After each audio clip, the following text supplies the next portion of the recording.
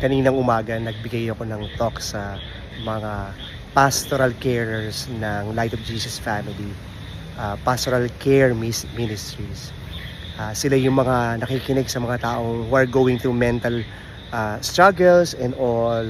Minsan, di ba, you become source of hope for others. Ikaw din nauubos ka rin. Nauubos din yung lamp mo. Minsan hindi mo alam kung saan ka kakapit. Bakit sa kanila may nakikinig, sa kanila nagbibigay ng pag-asa, sa akin wala. Ang ganda ng sinabi ni Bishop Raul Dael about faith. Kung wala na imong magunitan, ang Ginoo maoy mugunit kanimo. Sabi niya, kapag wala ka nang mahawakan, ang Diyos ang siyang hahawak sa iyo. Amazing, no? God will meet you where you are. If you are giving hope for others, if you are listening to others, if you become beacon of hope for others, tapos ikaw nauubos ka rin, no? Hayaan mong hawakan ka ng Diyos.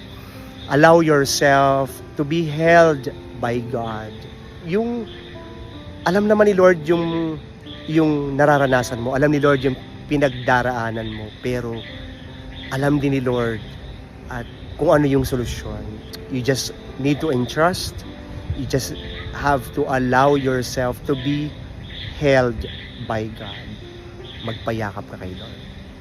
Hello everyone, this is Brother Randel Joseph Serrano of Feast Caloocan, and I am inviting you all to be part of the Expand Worship Celebration on August 22, 2026. Malapit na, happening at the West Visayas State University Cultural Center.